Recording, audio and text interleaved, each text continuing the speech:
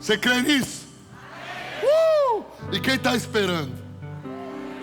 Está chegando. Está chegando. Está chegando esse dia. Sabe, eu quero falar com vocês, irmãos, porque eu acabei de chegar da Tailândia e nós fomos lá por conta de trabalharmos aqui na Cidade de Deus, fazendo um trabalho ali junto a uma instituição muito séria, mas que nós não tínhamos profundo conhecimento de tudo. E nós já temos investido há um bom tempo nessa instituição financeiramente como igreja. Nós alimentamos já há bom tempo. Mais de 200 crianças todos os dias se alimentam lá, fruto da sua oferta aqui da igreja, amém? Glória a Deus por isso. As crianças poderem ter comida todos os dias e poderem se alimentar. E eu já vi que era uma instituição séria. O dia que me ligaram, eu falo: pastor, está sobrando dinheiro aqui das ofertas que a igreja tem dado. Esse mês o senhor não precisa dar a oferta. Eu falei: opa, gente séria mesmo, gente muito séria. E fui convidado por eles a conhecer o trabalho na Tailândia, que é um trabalho que se espalha por vários lugares. E eu, minha esposa, tivemos esse privilégio de poder ir lá e realmente fomos muito surpreendidos com todo o zelo, com toda a estrutura que vimos, que é surpreendente, num país em que apenas 5% da população é cristã, onde há perseguição à igreja de Jesus. Ouvi histórias ali, irmãos, de partir o coração, mas também de alegrar, porque a gente vê o poder que a igreja tem de resgatar. Foi uma experiência de incalculável grandeza para o meu espírito, mas despertou de novo a urgência de pregarmos o evangelho a toda criatura, porque o mal está se multiplicando exorbitantemente pela terra. As pessoas estão fazendo atrocidades por falta de Deus. O Brasil é muito abençoado por ser uma nação cristã. Com todos os seus problemas e suas dificuldades, ainda é uma bênção. Mas o que eu vi este ano na Indonésia, que só tem 3% de cristãos, agora na Tailândia 5% de cristãos, quando eu estive no Japão, é assustador.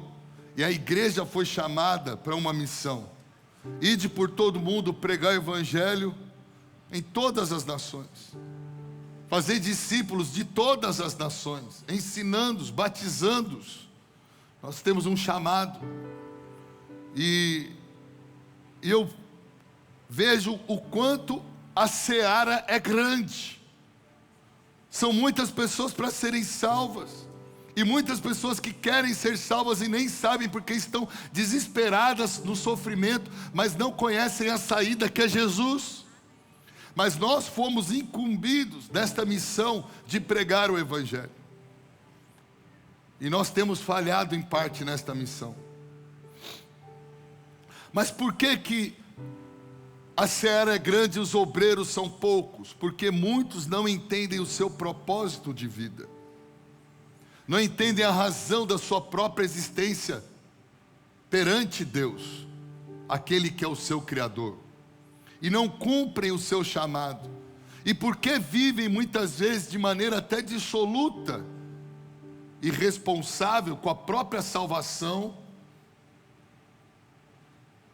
sem temor a Deus e sem se preocupar com a eternidade, porque não têm consciência de onde vieram, por que estão aqui e para onde irão.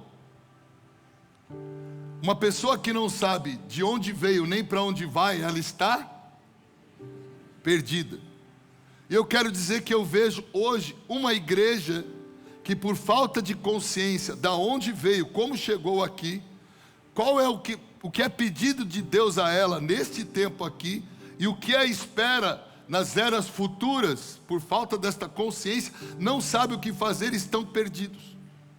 Então, a pregação, eu dei um título que é: de eternidade em eternidade. Vamos repetir isso? De eternidade em... Você vai entender que eternidade é algo que diz respeito a Deus. Então, somente. Só Deus é eterno. Eterno é aquele que não se contabiliza. É aquilo que não tem início e fim, mas se é entendido que sempre existiu e sempre existirá. E só Deus tem esse atributo de eterno. Há duas realidades de tempo: a realidade de Deus, que é a realidade eterna de todas as coisas, e a nossa realidade, que por falta da nossa ainda medida de espiritualidade desenvolvida, por sermos ainda imaturos na nossa fé, na nossa realidade espiritual, continuamos sendo ainda muito temporais, quando já deveríamos ser mais atemporais, por sermos espírito como Deus, porque o dia que recebemos o Espírito de Deus, nós não nos tornamos eternos, nós nos tornamos imortais. Eterno só Deus. Para sermos eternos já deveriam sempre ter existido e continuar existindo, mas só Deus é assim. Nós não. Deus nos criou, e a partir daquela criação nós passamos a receber o que a Bíblia chama de vida eterna, porque vamos viver uma vida com Deus que é eterno, desfrutando dele que é eterno para sempre. Então recebemos uma imortalidade que nos insere na eternidade de Deus, que é a vida eterna. Amém? Então, Deus é o alfa, Deus também é o ômega, que estará lá no fim. E eu quero convidar você a fazer uma jornada comigo hoje, a respeito do passado, do presente e do futuro. Passado que você já não mexe mais, presente que diz respeito a você, e futuro que lhe espera.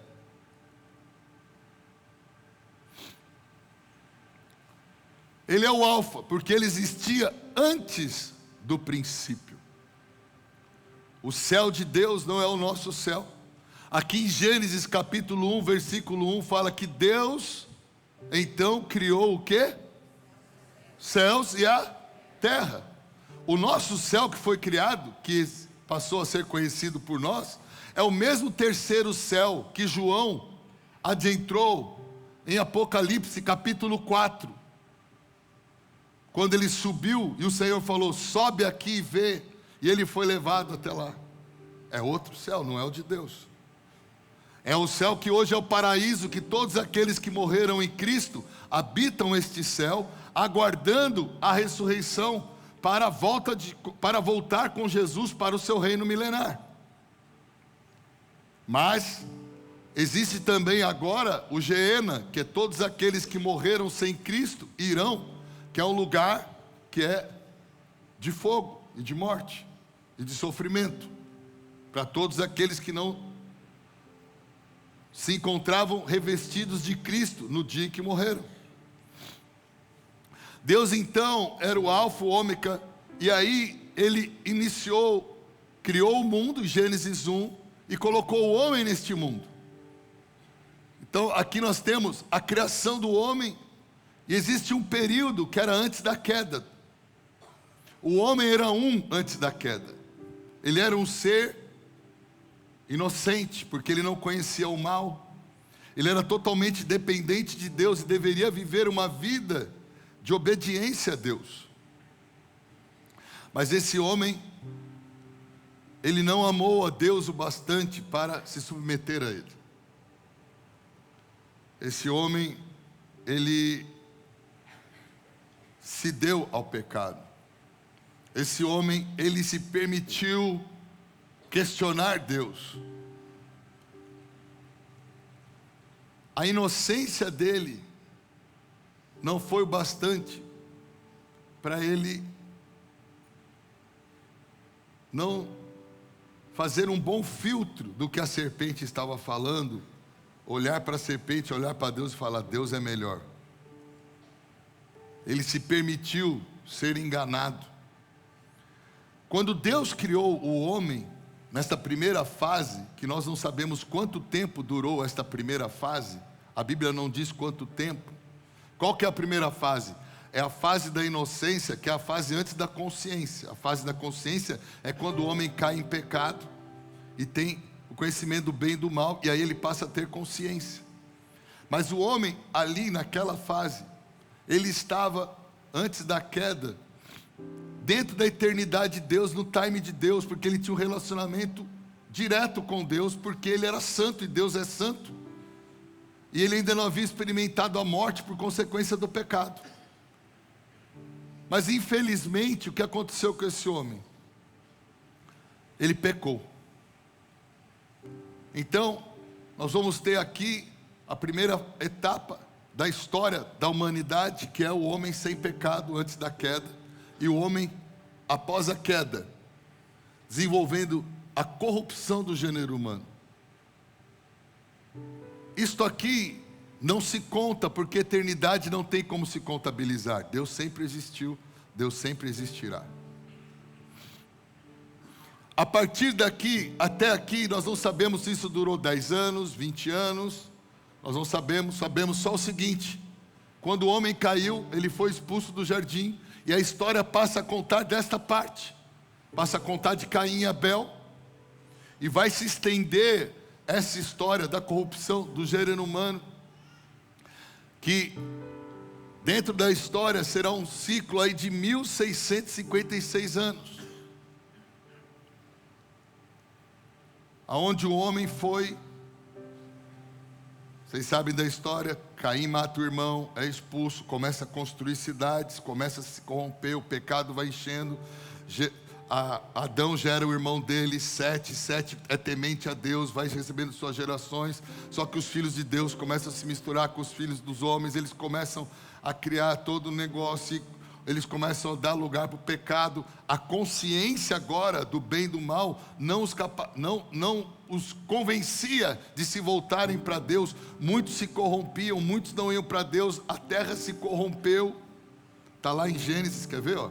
Vamos abrir aí.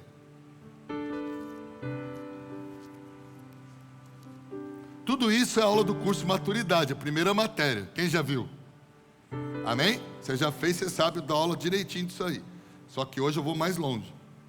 Ok? Aí, ó, Gênesis 3. Perdão, Gênesis 6, versículo 3. Né?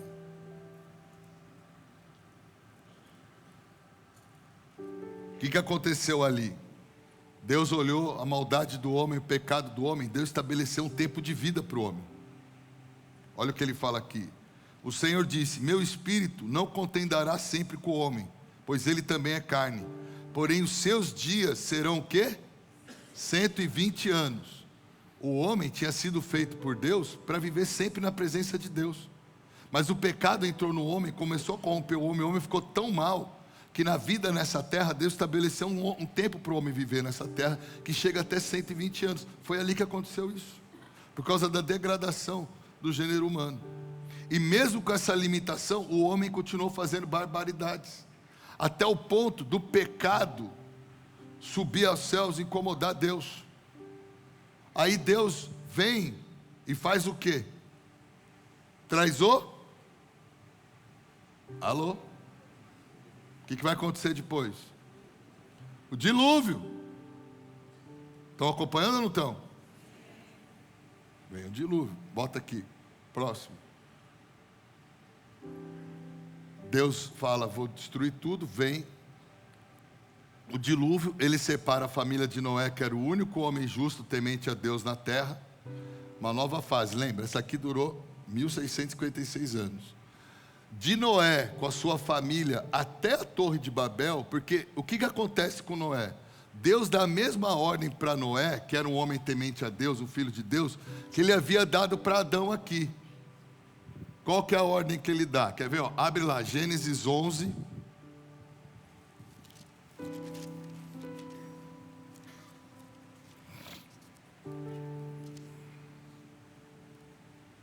Não, perdão. Aqui já estou... Gênesis 11 já é a parte de... de Babel.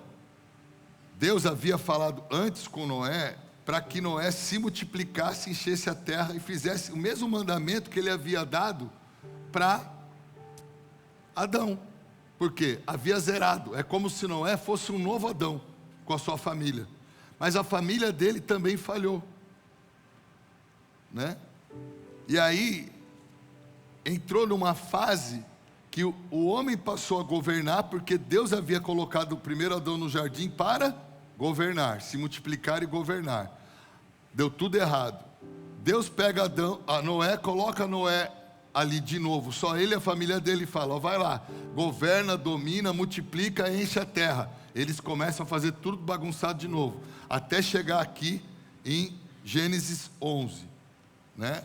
Que eles fizeram o quê? Edificaram uma cidade, ó, o Senhor desceu, versículo 5, para ver a cidade e a torre que os filhos dos homens edificavam, e o Senhor disse: eis que o povo é um, e todos eles têm uma língua, isto lhes começam a fazer, e agora nada lhes será restrito do que eles imaginam fazer. Vamos, desçamos, e ali confundamos a língua deles, para que eles não possam entender a fala uns dos outros. Porque qual que era a intenção do homem aqui? Construir uma torre que chegasse ao céu, fazer o nome dele célebre, e fazer só a vontade dele, não fazer mais a vontade de Deus. Se você ler a história, você vai ver que era isso. Quer dizer, mais uma vez, o homem querendo ser independente de Deus, mas na independência dele de Deus, ele desenvolve o quê? A maldade dele. Aí Deus bagunça as línguas, espalha sobre a terra todas as pessoas, né? Grupos. E aí, o que acontece? Deus vai e encontra um homem temente a ele, que é quem? Abraão. Começa a era do quê? Da aliança dos patriarcas. É uma nova fase. Essa aqui, do governo humano, né? Que é de Noé até Babel, 427 anos. Começa uma nova fase, que é de Abraão, vai até entrarmos em Moisés, na lei. Essa fase vai durar mais 430 anos.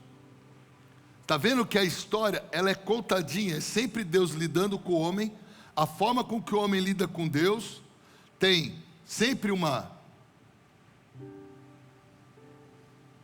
modelo a ser seguido, uma desobediência que leva a um afastamento, que leva a uma corrupção, e sempre Deus vem fazendo o quê? Trabalhando o resgate, trabalhando uma forma de botar o homem na linha, botar o homem no trilho, amém? Isso é graça de Deus, ela sempre estava expressa aí. Aí, teve a era, Deus faz uma aliança, né, com Abraão. Deixa eu abrir aqui, né? Deus faz essa aliança com Abraão e fala, aí em Gênesis 17, Abraão era da idade de 99 anos, o Senhor apareceu a ele e disse: eu sou o Deus Todo-Poderoso, anda diante de mim e ser perfeito, e eu farei o meu pacto entre mim e a ti, multiplicar-te-ei excessivamente. Abraão caiu a sua face, e Deus falou com ele dizendo: quanto a mim, eis que meu pacto é contigo, e tu serás pai de muitas nações, e teu nome não se chamará mais Abrão, mas teu nome se chamará Abraão, pois pai de muitas nações eu te fiz. E eu te farei extremamente fértil, farei nações de ti, e reis sairão de ti, e eu estabelecerei o meu pacto entre mim e ti, e a tua semente depois de ti, nas suas gerações, para um pacto eterno, para ser um Deus para ti, e para a tua semente depois de ti. E eu darei a ti, para a tua semente depois de ti, a terra em que és estrangeiro, e toda a terra de Canaã, para que possessão eterna, e eu serei o seu Deus. Deus faz uma aliança e um pacto incrível de promessas com Abraão. A única coisa que ele tinha que fazer: guardar as leis, os mandamentos e seguir aquela direção que Deus havia dado. Abraão vai, gera Isaac, Jacó. Jacó tem seus filhos, cresce, tem 12 filhos, eles se corrompem, eles não são mais tementes a Deus, eles não guardam aliança com Deus, não guardam a comunhão deles com Deus. Mais uma vez eles se corrompem. Onde que eles vão parar? No Egito. Lá no Egito ficam 400 anos. Aí o que está acontecendo aqui? Acabou essa era, nós vamos entrar na próxima era, que era a era da lei. Vai durar 1520 anos. Por quê?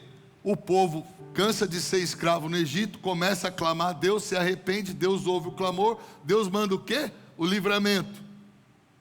Você vê, sempre tem o quê? Uma responsabilidade, um fracasso em cumprir a responsabilidade e um juízo.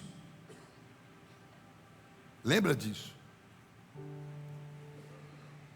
Responsabilidade, fracasso, juízo. Responsabilidade, fracasso em cumprir, juízo. Responsabilidade, fracasso em cumprir, juízo. Responsabilidade, fracasso em cumprir, juízo. Escravidão. Responsabilidade, fracasso em cumprir, juízo. A gente não consegue. A maldade que está em nós é mais forte. Nós precisamos do sangue de Jesus. Nós precisamos do Espírito Santo. Nós precisamos ser tementes a Deus, porque todos que vieram antes de nós sem o Espírito Santo não conseguiram. Os únicos homens que chamaram a atenção de Deus antes de nós foram justamente aqueles que foram o quê? Cheios do Espírito Santo. Você é cheio do Espírito Santo? Se você não for, você também não consegue. E você tem responsabilidades. E também tem prejuízo se não cumprir, como tem bênção se cumprir. E aí vem a lei, né? Eles tinham o quê? Que guardar a lei, né? Mas qual o fracasso deles? Eles não guardaram a lei. Pelo contrário, eles não só não guardaram a lei, como rejeitaram o Messias que veio para salvá-los, né? E aí qual foi o juízo que veio sobre eles? A destruição de Jerusalém. Nós estamos falando da nação de Israel, porque agora, desde Abraão, Deus passou a ter um povo na terra. A partir de Abraão, Deus passou a ter um povo na terra, que é a descendência dele. Lembra que nós lemos lá?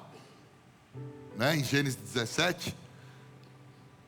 Esse virou uma grande nação no Egito. Deus levanta Moisés para tirá-los do Egito, para colocá-los ele aonde? Na terra da promessa. Qual que era a terra da promessa? Que eles já tinham herdado aqui?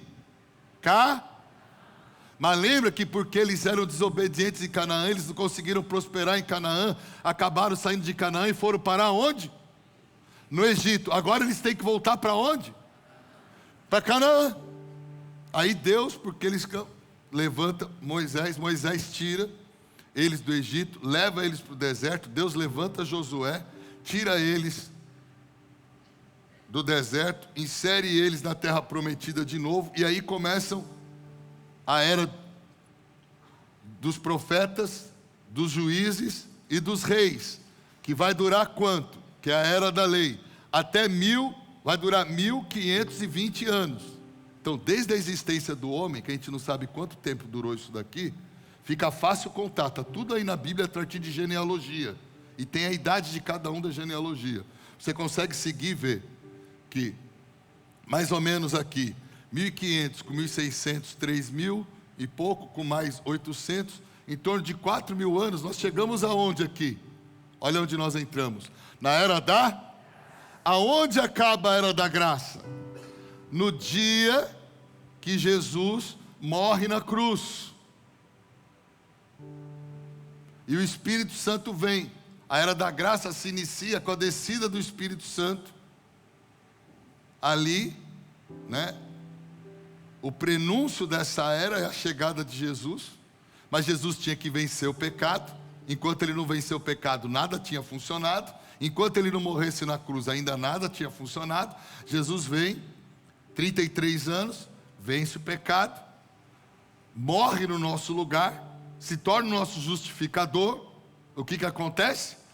Ele sobe para o Pai, vem o Espírito Santo, inaugura-se a nova era, que é a era da graça, onde todos aqueles que confessarem a Jesus, já que não podíamos ser salvos pela lei, a única maneira de ser salvos seria sendo justificados de outra forma. Deus enviou o seu Filho, assim como o pecado entrou no mundo por conta de um homem, agora a salvação também poderia entrar no mundo por conta de um homem, a partir de todo aquele que cresce nele. Então iniciou-se a era da graça, que está durando quanto tempo? Quanto? Você está onde? 2000 e? Desconta aí os 33 de Jesus. Aproximadamente 2000 anos. Só que tem uma coisa. Para você entender o que vai... Até aqui todo mundo sabe, né? Oh, beleza. E daqui até lá? Tem muita coisa para acontecer. E são períodos determinados e marcados. E você está pronto? Você está qualificado para as próximas fases? Porque em todas as fases aqui, eles tinham oportunidade de se qualificar, mas não se qualificavam e sofriam dano. E tem um monte de crente hoje. Por que eu estou trazendo essa palavra? Porque eu estou cansado daqueles crentes que só ficam reclamando da vida de barriga cheia. Só que Jesus está às portas. Jesus vai voltar. Nós precisamos salvar o máximo de pessoas possíveis. Nós temos uma missão para cumprir. Aqui, ó. Abre aí Efésios capítulo 2. Olha o que diz esse texto. Para que você foi salvo? Ó, Efésios 2:10. A nossa salvação, vamos ler a partir do 8. Ó. Porque pela graça sois salvos. Por quê? Pelo meio da fé. Isso não vem de nós, é o quê? Dom de Deus. Então, a gente é salvo pela fé, né? Isso é graça de Deus. Não vem de obras, para que ninguém... Então, eu não sou salvo porque eu sou melhor. Eu sou salvo porque eu creio em Jesus. Só que tem uma coisa, esse meu crer em Jesus é a minha fé. Só que você precisa entender que você não é salvo pelas obras, você é salvo pela fé. Só que uma fé sem obras é morta e não funciona para te salvar.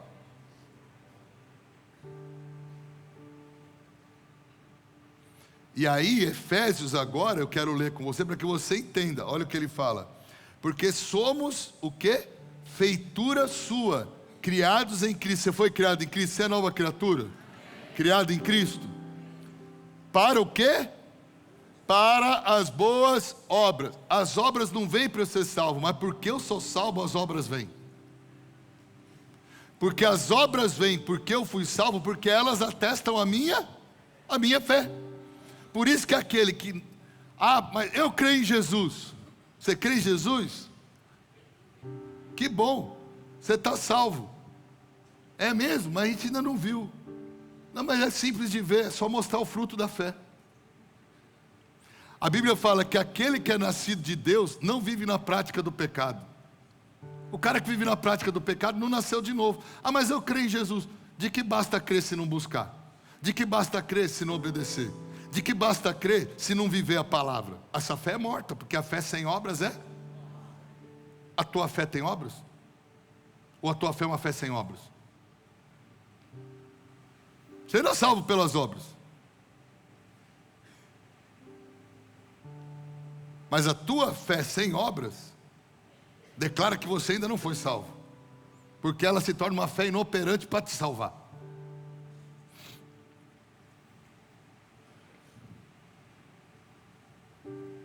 E eu me estranho com uma igreja hoje que não precisa pregar, não precisa cuidar dos pobres, não precisa libertar ninguém, não precisa estudar a Bíblia, não precisa se santificar, não precisa orar, não precisa jejuar, não precisa mais nada. Ah, porque Deus já me salvou, não preciso fazer mais nada. Ué, mas Jesus antes de ir falou assim, Ele deu uma missão. Ele nos salvou para uma missão. Olha só. Jesus, fomos criados em Cristo, versículo 10, para as boas obras, as quais, leia comigo agora, ó, Deus estabeleceu para quê? Quais são as obras que ele estabeleceu? Jesus falou claro antes de ser assunto aos céus. Ide por todo o mundo, prega o evangelho a toda criatura, faz discípulos de todas as nações, ensinando-os a guardar tudo que já vos tenho ensinado, batizando-os em nome do Pai, do Filho e do Espírito Santo. Liberte os cativos, os oprimidos, cura os enfermos, expulsa os demônios. Isso são as obras de quem é salvo. Você não faz isso para ser salvo, até porque você não consegue fazer isso sem antes ser salvo. Mas uma vez salvo, você está habilitado para fazer isso. E se você não faz, é porque provavelmente você ainda nem nasceu de novo. Ou você não entendeu nada.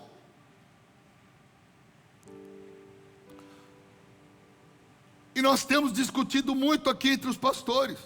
A gente gasta dias da semana para discutir a organização do estacionamento, que tem irmão que vive brigando no estacionamento. Ah, mas nós temos tempo para perder com quem briga no estacionamento para vir na igreja? É um incircunciso. É doido. Fica calmo aí, espera 10 minutos. Está vindo adorar a Deus, mas só reclama. Reclama da fila do Kids. Reclama, se a gente faz a obra, né? A gente foi lá na Tailândia, aí um irmão mandou a mensagem: não entendo por que Tailândia, o Brasil não tem lugar para trabalhar, não? Eu falo, rapaz, se a gente faz está ruim, se não faz está ruim, tudo está ruim. É assim, ó, lá os muçulmanos têm os xiitas, né? E os crentes têm os xaatos.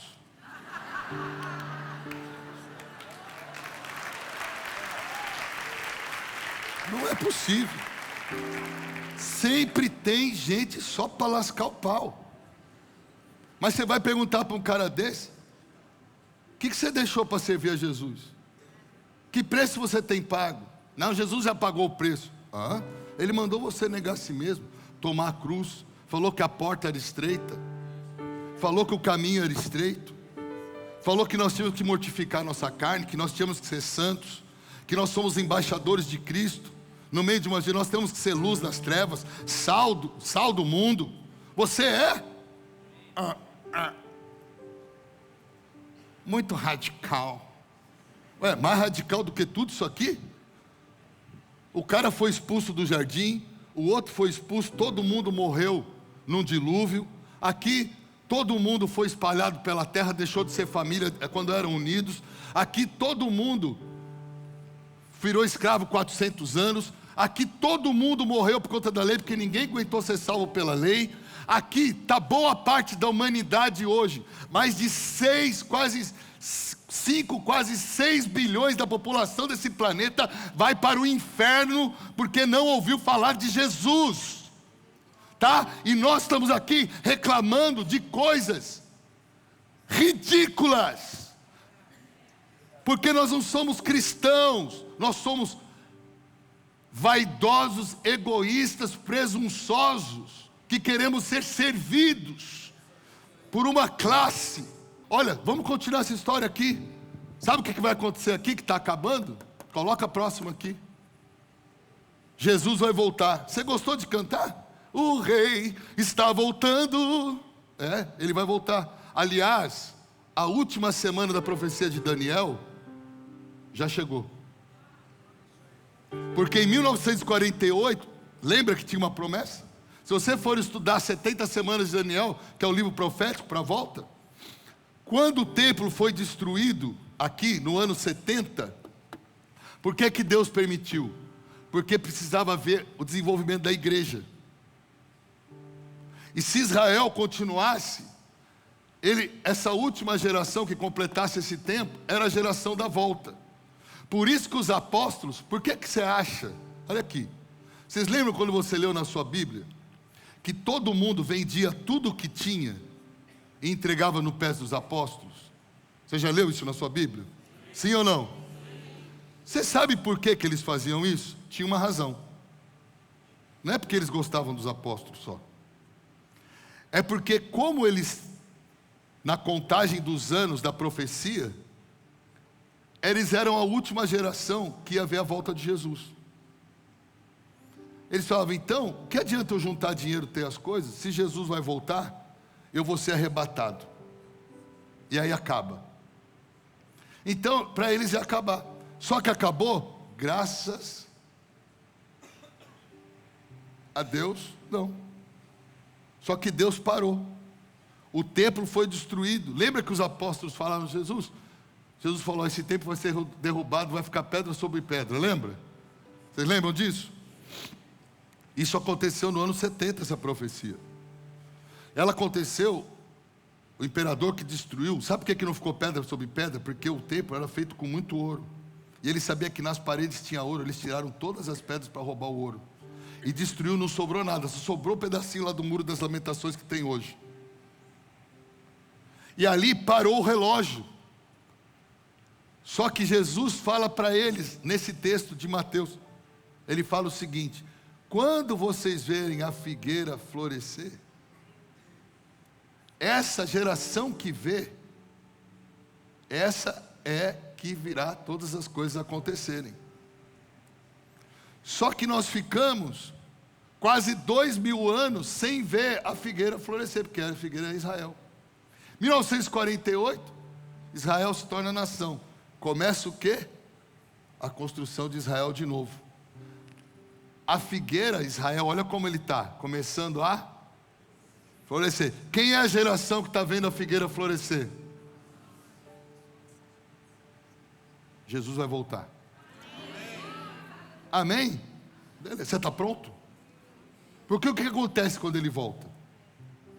Jesus foi claro, tem 2 no campo, um vai e o outro fica. Tem 2 no moinho, um vai e o outro fica. Tem 2 na cama, um vai e o outro fica. Pastor, estou ficando com medo. Mas você devia ter temor mesmo. Você não devia brincar de ser crente. Você tem uma Bíblia para ler e estudar, você não precisava nem vir aqui para me ouvir. Você podia estudar na sua casa. Nós vimos a figueira florescer. Tudo já se cumpriu. Tem a igreja. Jesus pode voltar amanhã. Sabe por quê? Todos os sinais, já terremotos, tremores, guerras, rumores de guerras, fome, pestes, tudo isso está acontecendo, como nunca aconteceu. Na última década aconteceu tudo isso, mais do que na história do planeta. Aí ele fala, mas ainda não é o fim, será pregado o evangelho do reino, então virá o fim. O que a internet está fazendo? Espalhou o evangelho do reino pelo mundo todo. Ai, ai, ai. Jesus pode voltar daqui a pouco. Só que Jesus não volta. Antes de Jesus voltar, tem o quê? O arrebatamento da igreja. Que vai acontecer assim, ó. Sabe por quê? Porque vai ter a grande tribulação. Você vai ficar?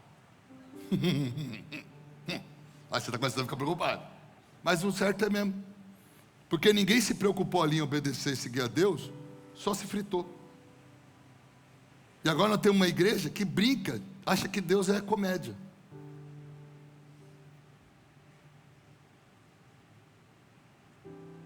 Se Jesus, ele não vai voltar, quando ele voltar mesmo, ele volta para o seu reino milenar. Antes dele voltar, ele tem o arrebatamento da igreja. Quando ele arrebatar a igreja, quem é a igreja? São os filhos vencedores, aqueles que venceram o pecado, aqueles que deram lugar para o Espírito Santo, venceram o pecado e serviram. O que vai acontecer com eles? Eles sobem com o Senhor, eles são arrebatados, eles vão. Durante os 7 anos e meio, os 7 anos da tribulação, o que está acontecendo no céu? O tribunal de Cristo e as bodas do Cordeiro. Porque quando Jesus voltar para reinar por 1000 anos, depois desses 7 anos, ele volta com quem? Com os anjos e com a igreja, que é aquela que foi arrebatada, que são os verdadeiros filhos de Deus, não os nominais, mas aqueles que viviam o evangelho pela fé. Jesus nos arrebata, isso pode acontecer hoje à noite, pode acontecer amanhã, pode acontecer daqui 3 anos. A gente sabe que não vai passar aí pelas contas de mais de 50, 60 anos, dificilmente. A não ser que aconteça uma outra parada em Israel, pode acontecer. Né? Israel pode ser perseguido, deixar de ser nação de novo, para tudo de novo. Pode acontecer? Pode acontecer. Mas eu não acredito que vai acontecer. Então, Jesus vai voltar. levar a igreja. Você vai para o tribunal. O que é o tribunal de Cristo, pastor? É onde as suas obras. Quer ver? Ó? Olha lá, vamos ver o arrebatamento da igreja, para você não achar que é da minha cabeça. Abre aí 1 Tessalonicenses 4, de 15 a 18. Tem vários textos, eu peguei um só para cada um.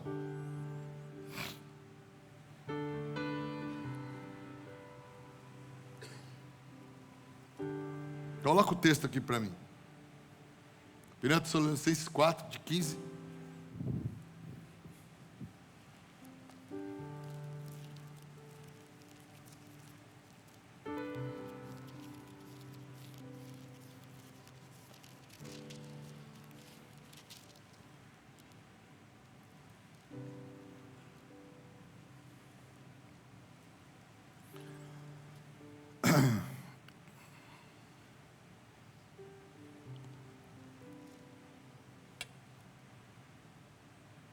Espera aí, vamos ler. Vamos ler o... Ah, rapaz, eu vou ter que ler, não vai ter jeito.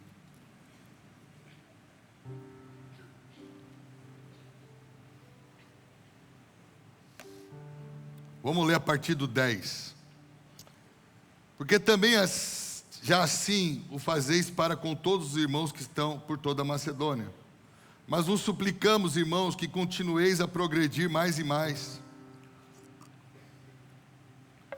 E procureis viver quietos, e tratar de vossos próprios negócios, e trabalhar com vossas próprias mãos, como já vos temos mandado.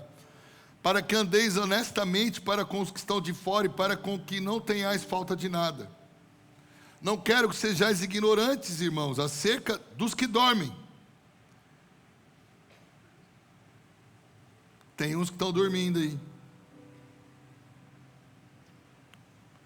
Para que não vos entristeçais como os demais, que não têm esperança. Ele está falando que quem é ímpio não tem esperança, mas dentro da igreja tem os que dormem. Tem muito irmão dormindo. Não está acordado. Ele não está vigiando. Ele é igual a virgem nécia. Ele não está trabalhando para ter azeite na botija. Ela vai dormir junto com a outra. A que tinha, quando ouve a voz do noivo, ela pula e tem a lamparina para ir lá encontrar com o noivo.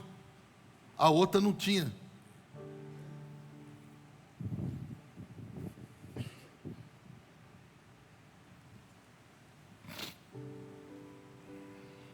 Então ele fala: não quero que sejais ignorantes, irmãos, acerca dos que dormem, para que não vos entristeçais como os demais que não têm esperança. Porque se cremos que Jesus morreu e ressuscitou, assim também aos que em Jesus dormem, Deus os tornará a trazer com Ele. Porque a salvação é pela fé. Vai ser salvo, mas vai passar pelo tribunal. Não vai para o inferno. Problema não. Você creu, você tem aquela vida lesco-lesco de crente, você vai se arrepender no milênio, porque você querer ter outro nível de realidade no milênio, mas você foi limitado, porque o seu galardão e recompensa não te qualificou para um nível maior no milênio. Você fica preocupado com uma vida aqui de 70, 80 anos, e não se preocupa com uma vida de 1000 anos no milênio com Jesus. Você é tolo, mas tolo é quem não conhece a Bíblia, e vive de qualquer maneira. Eu estou me qualificando para o meu galardão e recompensa para eu entrar no milênio. Quando chegar no tribunal de Cristo, sabe como vai ser? Meu nome está escrito no livro da vida. Seu nome está escrito? Amém? Então você vai lá, nesse tribunal. Lá no fim tem outro tribunal, para aqueles que o nome não está escrito no livro da vida. Apocalipse 19. Que é o tribunal do grande trono branco. Mas aqui nesse tribunal, no de Cristo, vai quem tem o nome escrito no livro da vida. Só que tem 2 livros. Tem o nome, seu nome está escrito no livro da vida, beleza, entrei, porque é escrito nesse livro pela fé. Só que a recompensa e o galardão é pelas obras. Aí vai pegar o livro da sua vida. E aí as suas obras são comparadas com palha, feno, madeira, pedras preciosas, ouro. Prata e ouro. Vai passar pelo fogo as tuas obras. Tudo que você fizer pelo reino para o Senhor, ouro, prata, pedras preciosas. Tudo que você fizer que não é para o Senhor, palha, feno e madeira. O fogo queima, não sobra nada. Você é recompensado pelo que você fez e foi aprovado. Tem 5 coroas de recompensa para o galardão que você recebe para andar no milênio. Que tipo de coroa você vai ter? Pastor, dá um exemplo. Dá um exemplo, coroa da vida. Para quem é a coroa da vida? Só para os mártires. Esta coroa foi reservada e prometida só para aqueles que perderem a vida para Jesus, por causa de Jesus. Por isso que os apóstolos pregavam até perder a vida. Porque eles sabiam que tinha uma coroa da vida reservada para eles, que é o maior nível de coroa, é aquele que perde a própria vida para pregar para o Senhor. Ele falou, eu quero essa coroa aí. Tem vários, são 5 níveis de coroa. Aliás, os apóstolos, eles tinham o nível de todas. As coroas deles eram cravejadas, serão, tanto que eles fazem parte dos 24 anciãos. No último dia, quando acabar o milênio, depois da guerra de Gog e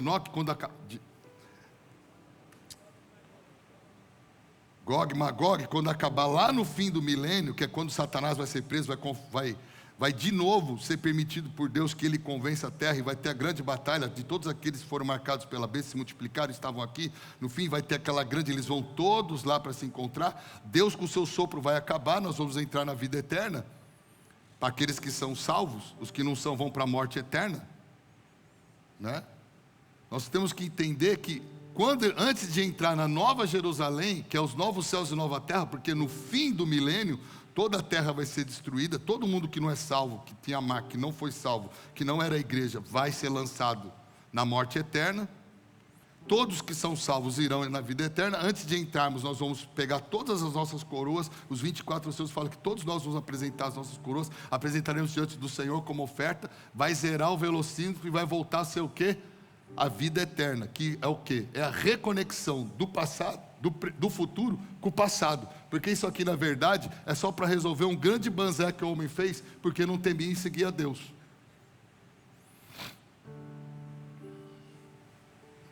Vou continuar lendo.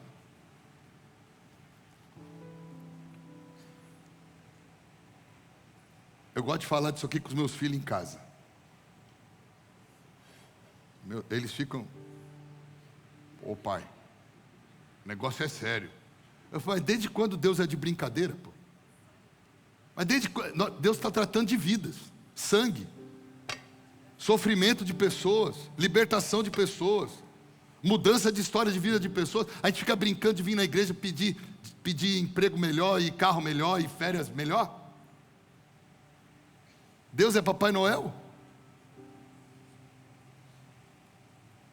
Tá difícil, cara. Tá difícil fazer igreja para o povo hoje em dia, cara.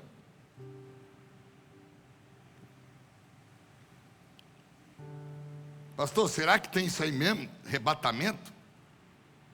Ele leu lá. Acabei de ler o texto. Aqui, ó. Vamos ler aqui, ó, 15.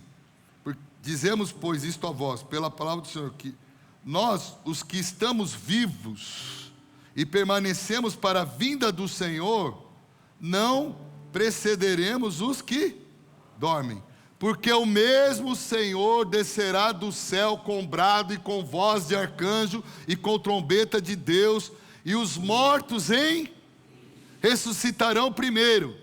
Quem são esses? São todos aqueles que morreram antes do dia do arrebatamento, que criam em Jesus, que foram lavados pelo sangue e confessavam Jesus. Minha mãe, por exemplo, ressuscita para esse advento. Mas ela tá viva lá, mas ela vai resgatar o estado primeiro para voltar, para passar pelo juízo de Deus, para depois receber o corpo glorificado, para depois poder entrar no reino milenar. Então é um processo claro. Vai ressuscitar, ressuscitarão primeiro, depois nós, os que estávamos vivos e permanecemos, seremos arrebatados junto com eles nas nuvens, a encontrar com o Senhor nos ares, e assim estaremos para sempre com o Senhor. Está escrito aí na sua Bíblia. Se você não leu, porque não quis.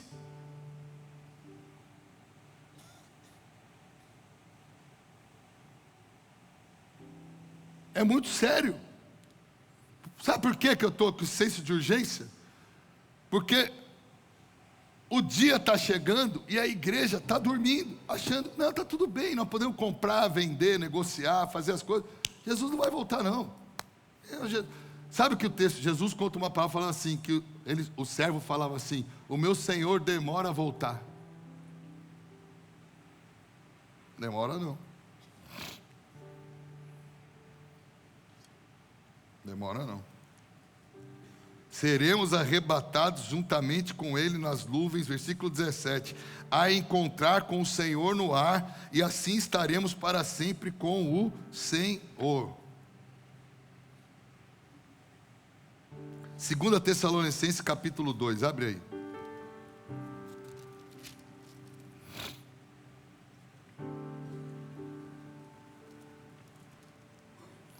Versículo 2. 2 Tessalonicenses 2. Versículo não, perdão, 2. Ora, suplicamos, irmãos, pela vinda do nosso Senhor Jesus e pela nossa reunião com Ele. Suplica pelo quê? Deixa eu fazer uma pergunta aqui. Você veio para o culto hoje, você está esperando Jesus voltar? Você sabe o que ele fala sobre os crentes dos últimos dias? Que eles falariam assim: Maranata, a hora vem, Senhor Jesus, porque eles não suportariam a maldade no mundo. A igreja não está nem aí se os baile funk aumentam, se o crime aumenta, se a desgraça aumenta, se a miséria aumenta. A igreja quer ficar rica. Está nem aí para o sofrimento dos outros. Se Jesus demorar para voltar, melhor, que eu ainda tenho uma vida mais regalada aqui, porque Deus me deu essa vida boa que eu estou tendo. Isso é porque você nasceu no Brasil, que você nasceu lá na Tailândia.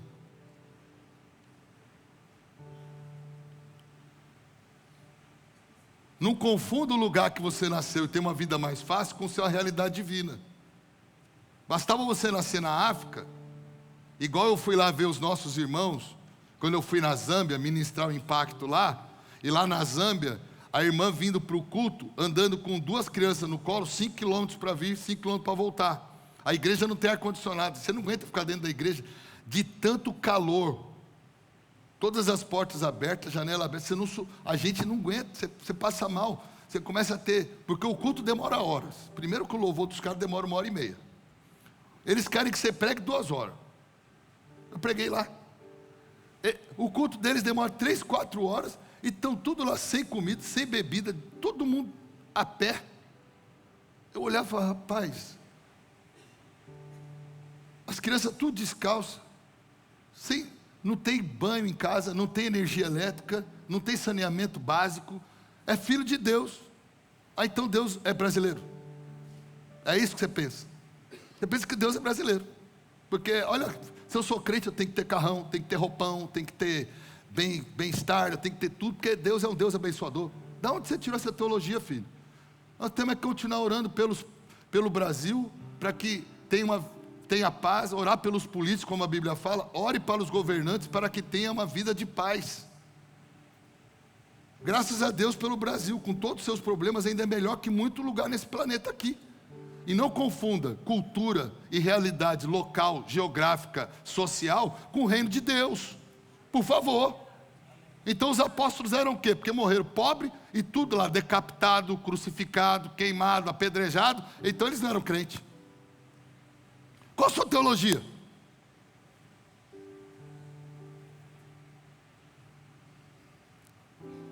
Me assusta o que os crentes hoje falam. Não, Deus me abençoou. Eu não entendi. Você curou alguém, libertou alguém, salvou alguém, teve uma revelação da palavra? Não, esse mês ganhei maior dinheiro. Pai, mas Jesus, que eu saiba, é Mamon que se preocupa com o dinheiro. A gente tem que se preocupar com o próximo, amar a Deus e amar o próximo. Irmãos, a grande tribulação vai ser terrível. Nos primeiros 3 anos e meio, o anticristo, ele é, abre aí, 2 Tessalonicenses 2, nós estamos aí. É esse mesmo? Deixa eu conferir aqui, porque está ali, mas eu acho que...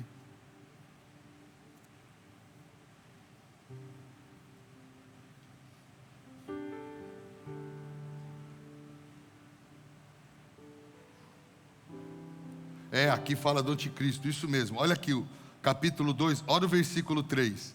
Ninguém vos engane de maneira alguma, pois aquele dia não virá sem que primeiro venha o quê? O que é apostasia?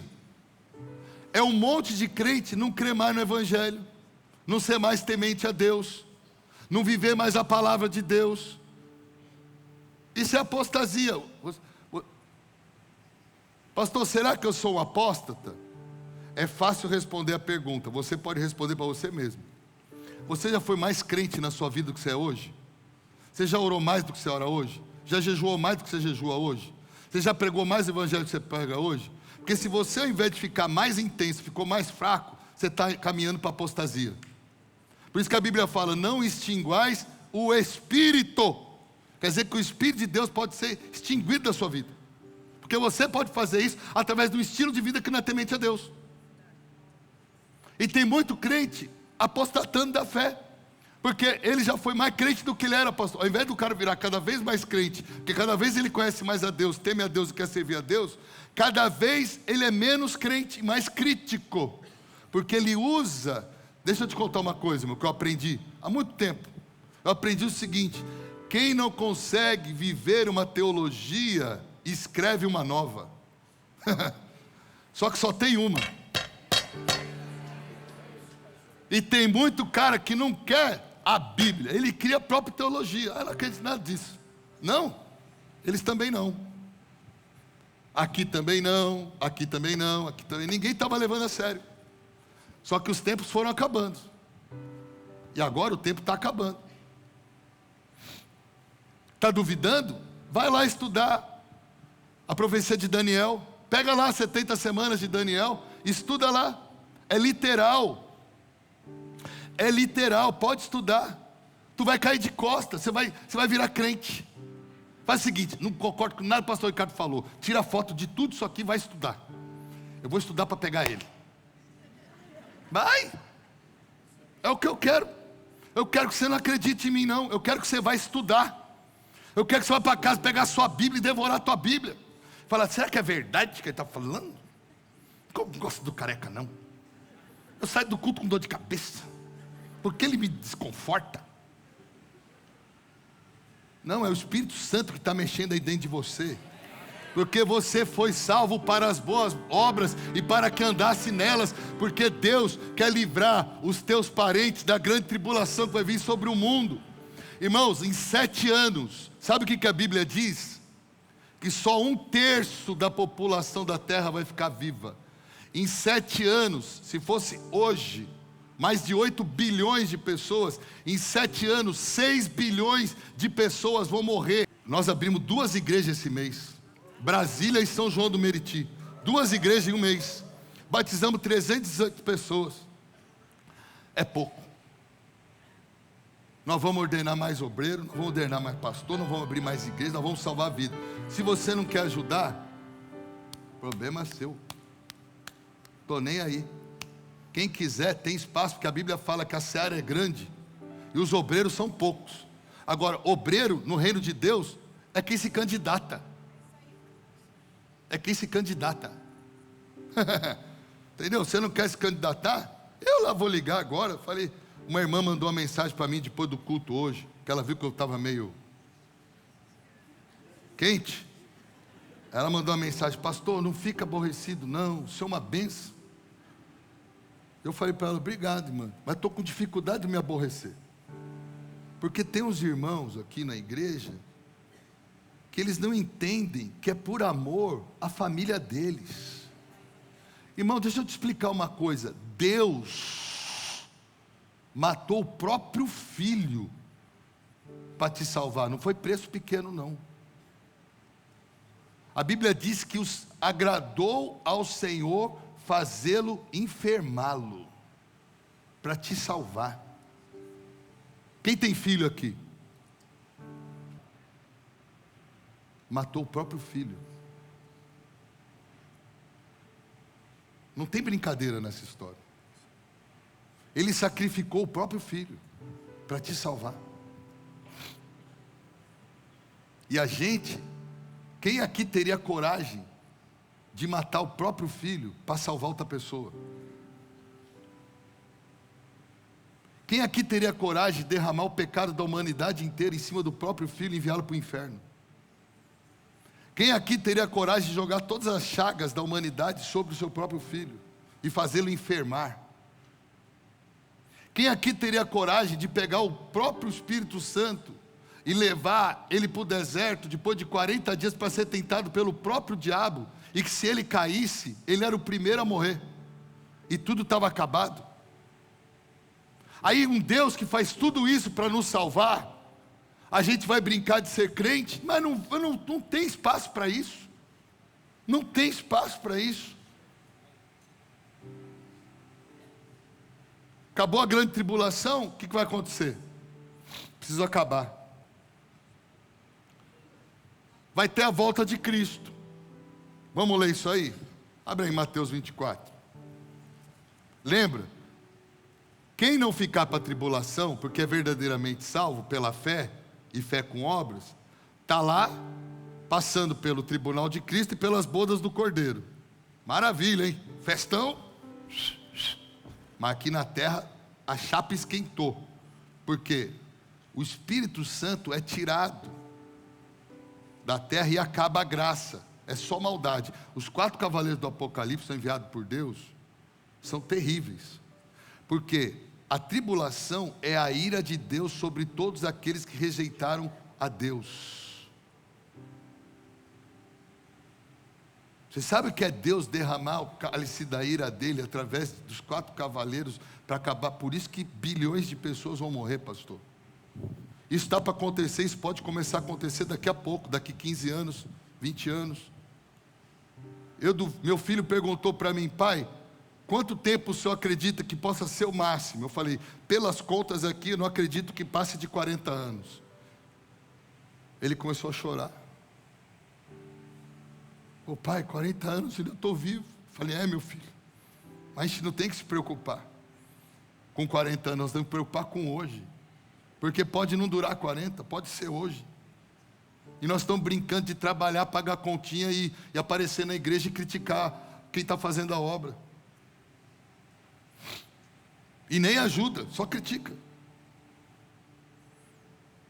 Eu falo: irmão, se você não quer descer no poço, ou você segura a corda ou você paga a corda. Mas alguma coisa tem que fazer.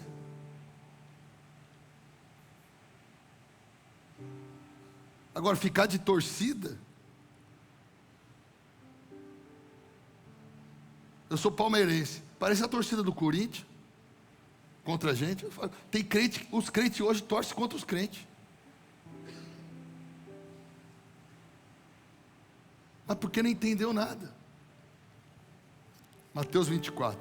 Abençoados sois vós quando homens vos insultarem e vos perseguirem e falsamente disserem toda espécie de mal contra vós por minha causa. Alegrai-vos e sejam imensamente felizes, porque grande é a vossa recompensa no céu. Não é na terra não, no céu, pois assim perseguiram os profetas antes de vós. Eu estava em casa, o Espírito Santo falou para mim: você está reclamando do que te abençoa? Eu falei: está difícil. Ele falou: não, filho, em 3 anos e meio pregando, eu estava numa cruz. Eles estavam me pondo numa cruz porque não suportavam o que eu falava. Tem gente que não está suportando o que eu estou falando aqui. Mas sabe por quê? Porque não tem coragem de mudar de vida. Não tem coragem de vender tudo para seguir Jesus. Está com 70 e poucos anos de idade, não tem mais 15 anos de vida, mas está preocupado com o dinheiro. Ele não ganhou uma alma para Jesus. Nunca leu a Bíblia inteira. Não faz uma oração, não faz um jejum há anos. E está aqui me criticando. Você é tolo. Acorda, você está igual aos que dormem.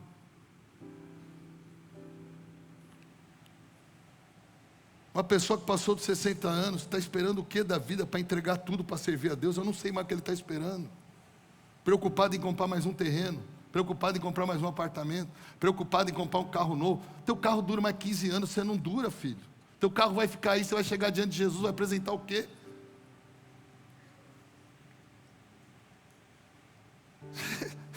Tu é chapado, cara. não entendo o que as pessoas estão fazendo com a vida delas.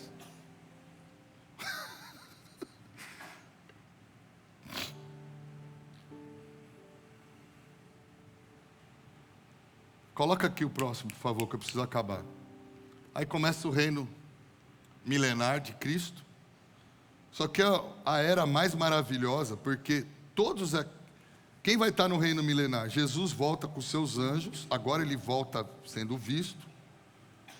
Ele volta com os anjos e com a igreja, que participou das bodas do Cordeiro, e também com todos os mártires que foram salvos aqui, vem para reinar no reino milenar. Jesus reina aqui por 1000 anos, a terra está cheia daqueles que foram marcados pela besta, mas não morreram, gerando seus filhos. Eles ainda nascem e morrem durante esses 1000 anos, e eles dormem, mas aqueles que vêm com Jesus não. Então nós não vamos morrer nessa era de 1000 anos, porque nós somos já de outro feitio, porque nós já passamos pela ressurreição, né? Nós já estamos com o corpo redimido, nós já somos outra espécie, e nós vamos andar, porque eles vão ver Jesus. Jesus já vai estar aqui glorificado, eles vão ver as marcas de Jesus, vão ver tudo. Só que Jesus vai vir no seu cavalo, suas vestes salpicadas de sangue, né? Com a sua espada, aí vai ser incrível. E Jesus vai, e toda a terra por 1000 anos, Jesus vai governar agora, não é com graça não, é cetro de justiça. Vai botar.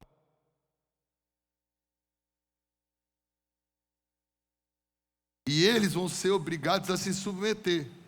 Tanto que todas as nações, a Bíblia diz que todos os anos terão que ir a Jerusalém pagar tributos a ele. Quem é que vai assessorar o governo milenar de Cristo nesses 1000 anos?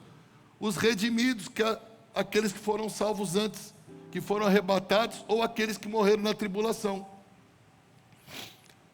Eu acho difícil morrer na tribulação, porque se você nega Jesus hoje na maior facilidade da graça, na hora que o anticristo aparecer para te torturar, pode marcar, mas não tortura, né? Aí já foi para o beleléu, quem marcou não entra mais. Legal, vive aí do jeito que você quer, não se preocupa não. Eu estou preocupado, por isso que eu estou me sacudindo, né? E aí, acaba o reino milenar aqui, depois de 1000 anos. O que acontece aqui? Um negócio interessante. No fim aqui, Satanás está preso por 1000 anos, os demônios dele. Eles são soltos. Tem uma guerra gigante aqui. Deus acaba com isso aqui. Aí todas as pessoas que estavam mortas desde lá, mas que não foram salvas, ressuscitam para esse julgamento aqui, que é o julgamento do trono branco diante de Deus. No fim do milênio, está lá em Apocalipse 20 contando, ressuscita e passa por esse julgamento, que é o do grande trono branco. Esse julgamento é incrível. A Bíblia fala que vai ser trazido 2 livros para esse julgamento. Um livro é o livro da vida. Qual que é o problema? Não foi encontrado o teu nome no livro da vida, ou o teu nome foi riscado.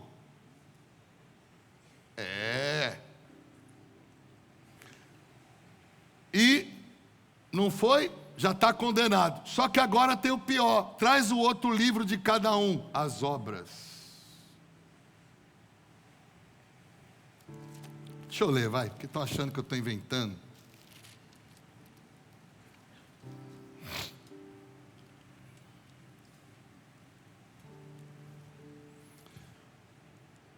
(20) partir do 7.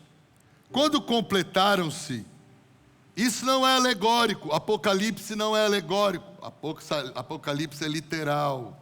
Para de besteira, seja espiritual, tá?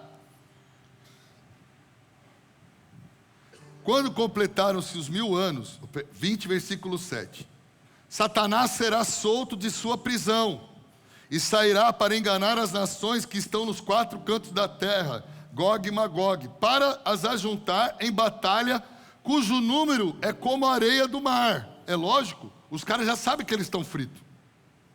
Eles vão se rebelar. Eles subiram sobre a largura da terra e cercaram o arraial dos santos e a cidade amada. Ainda não é a Nova Jerusalém, ela vem só depois. É a Jerusalém restaurada aqui no milênio. E nós somos os salvos que estão com ele, que nós somos o time dele. Aleluia. Vocês gostam daquela parábola dos talentos? Para esse aqui eu vou dar 5 cidades, para esse aqui eu vou dar 3 cidades, para esse aqui eu vou dar 1 cidade. Segundo, é Jesus falando do reino. No reino de Deus será assim. A um que multiplicou 5 talentos, darei a ele 5 cidades. Quantas cidades você vai cuidar no reino milenar? Como é que eu sei? As suas obras, quando você passar no tribunal de Cristo, se sobrar ouro, prata, pedras preciosas, depois que o fogo passar, que você fez para o reino de Deus, para implantar o reino de Deus na terra, é o que vai sobrar. Sabe quais são as suas vestes? Ih, rapaz, isso aqui é... Do que nós estamos vestidos para a boda do Cordeiro? Justamente das obras de justiça que nós fazemos.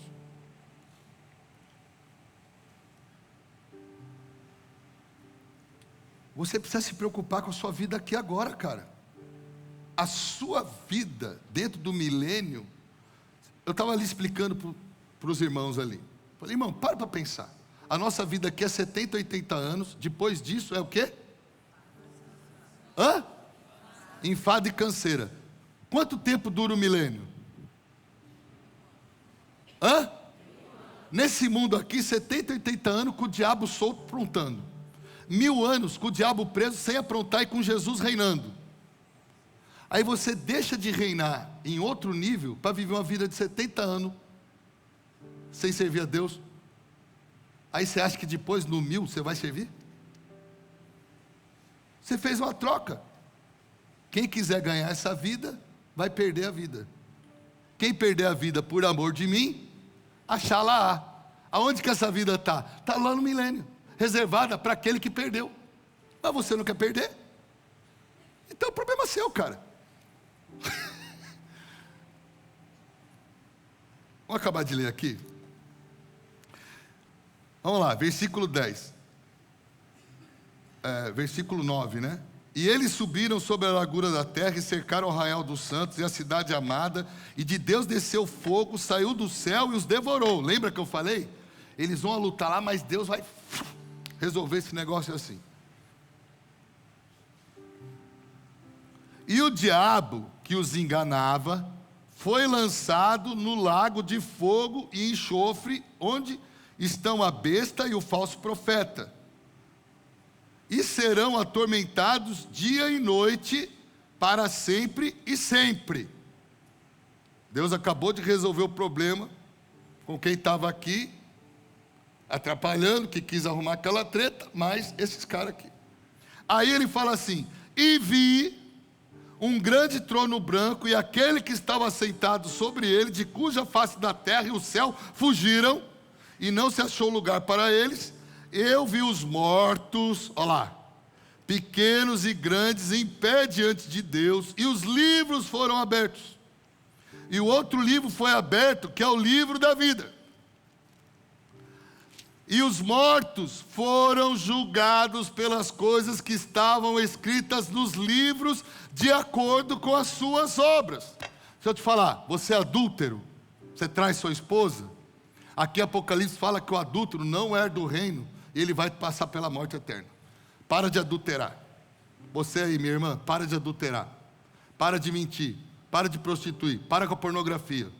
Você vai para a morte eterna por causa do pecado que você vive. Porque você, aquele que é nascido de Deus, não fica na prática do pecado. Se você é esse tipo de gente, você ainda não é filho de Deus. Você está frito. Eu estou te fazendo um bem aqui falando. Foram julgados pelas coisas que estavam escritas nos livros, de acordo com as suas obras. Olha agora. E o mar entregou os mortos que nele havia, e a morte e o inferno entregaram os mortos que nele havia. Está falando de todo o passado aqui. Todo mundo que morreu antes dessa aqui. Foi entregando. Para passar por onde? Pelo tribunal. E aí, a morte e o inferno, estou lendo 13, entregaram os mortos que nele havia. E eles foram o quê? Lê aí, irmão. Julgados. Cada homem de acordo com o quê? Sabe por quê? Assim como no milênio, bota aqui, bota aqui. Assim como no milênio tem recompensa e tem graus, entenda, Deus é um Deus meritório. Deus sempre trabalha com mérito. recompensa e disciplina, sempre.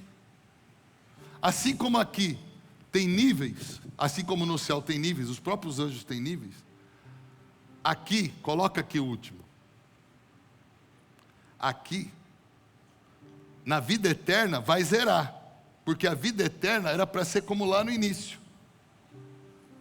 A gente vai aqui, no fim, entregar nossas coroas, vai acabar o milênio, vai ter, todo mundo já provou da recompensa de ter servido a Deus, nós vamos entrar no novo céu, numa nova terra, e o mundo vai ser como era para ser. Certo? Agora, aqui, o cara vai sofrer baseado no que estava escrito ali. Quanto pior, pior vai sofrer.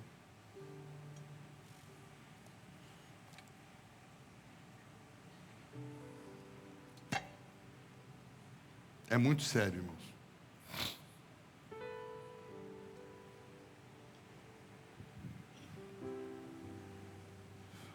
Gostaria de ter mais tempo para compartilhar mais.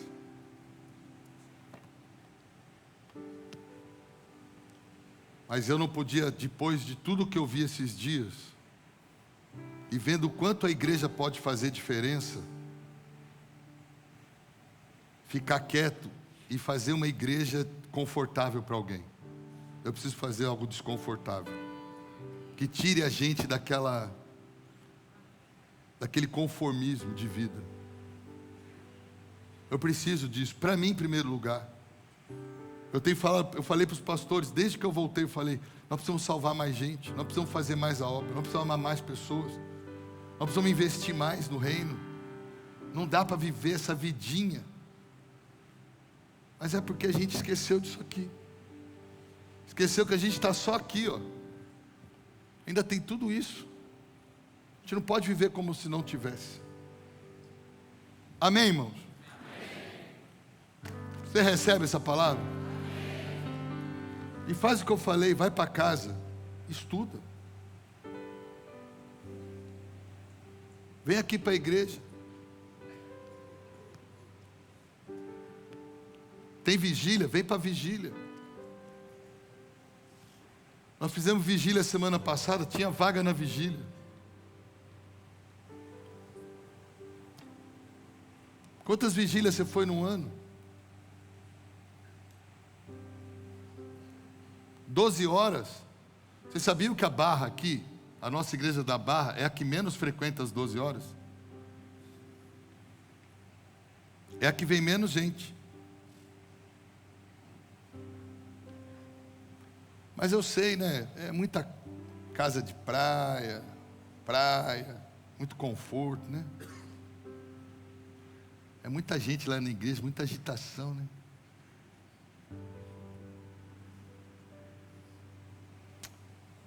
Cuidado, irmão, com as coisas que vão entrando na sua mente e vai te esfriando. A Bíblia fala que o reino de Deus é conquistado por esforço, e os que se esforçam apoderam-se dele. Está escrito. Então essa pregação aqui é só para acordar quem está dormindo. E eu quero terminar falando o seguinte: eu preciso de você. A obra é muito maior do que eu e um punhado de pastor de obreiro. A obra de Deus conta com você. Deus conta com... Eu não acesso sua família. Eu não tenho como livrar sua família da tribulação. Nem conheço sua família. Não conheço seus amigos do trabalho. Eu não conheço seus parentes. É você que vai fazer essa obra. É você que vai libertar eles do inferno. Não sou eu. Não sou eu. Eu preciso de você, Deus precisa de você, e você precisa da gente. Nós nos precisamos, nós somos o corpo de Cristo. Chega de viver uma vida sem propósito. Tem muito propósito. Tudo isso aqui é muito sério, para não vivermos em função disso. É muito sério, para não vivermos em função disso. Pode ter certeza, eu estou pregando isso com muito amor no meu coração. Porque eu estou crendo que muitos irmãos vão falar assim: pastor, conta comigo.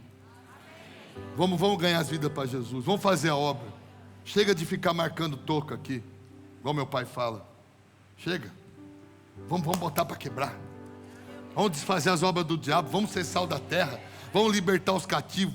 Vamos botar para quebrar. A hora é essa. Jesus está às portas. Não é possível Jesus voltar e todo mundo ficar aí. Espírito Santo, coloca o nome de pessoas aqui. Irmão, você tem pessoa que você ama lá na sua casa, na sua família, que se morrer hoje, ele vai para o inferno. Vai passar essa desgraçaiada toda aí. Irmão, Deus levantou você para andar na boa obra. Você tem autoridade e unção para pregar para esse cara. Mas pastor, eu não sinto. Você só não sente que você ainda não foi. A unção é para fazer. Quem não vai fazer não tem a unção. A unção chega quando a gente vai. Ela chega junto com você. Você vai pela fé e a unção porque a unção ela vem sobre você pela fé. Se você não for, ela não vai. Tem gente que ele quer ser ungido para ir. Não, ele tem que ir para ser. Alô, quem pegou essa? Ah, eu não sei pregar. Vai pregar do seu jeito, que a unção vai vir. Amém? Fica de pé. Senhor, obrigado por esse dia. Obrigado por essa palavra que nos confronta tanto. Nos faz tremer por dentro. Mas obrigado, Senhor, porque o Senhor sempre repreende aquele que o Senhor ama. O Senhor sempre chama a atenção de quem o Senhor acredita. Eu sei que o Senhor não está nos chamando nessa palavra para nos rebaixar. Muito pelo contrário. É para nos despertar. Senhor, eu agradeço porque eu sinto que nesses últimos dias dessa viagem, eu fui novamente despertado. Eu sinto, Senhor, que como por um tempo eu fui me desanimando com os problemas. Mas, Senhor, me perdoa. Eu quero orar pelos meus irmãos, talvez muitos aqui já se desanimaram, frustraram com a igreja, frustraram com líderes, frustraram com pessoas. Senhor, perdoa a nossa frustração, o Senhor não merece a nossa frustração. O Senhor sempre foi fiel até hoje. Nós não queremos fazer para homens, Senhor, nós queremos fazer para o Senhor, para que o Senhor veja, para que o Senhor se agrade. O Senhor nos ajuda a andar em unidade, que a gente ajude um ao outro a responder o chamado, e que muitos dos nossos amigos queridos sejam salvos, para fazer parte dessas bodas do Cordeiro, para estar junto conosco lá no tribunal de Cristo, para que eles possam vir nas nuvens com o Senhor, para que eles possam reinar com Ele por 1000 anos, e depois habitar com o Senhor na vida eterna. Faz isso, cumpre isso na nossa vida, em nome de Jesus. Amém, amém. Um bom domingo, vai na paz do Senhor Jesus.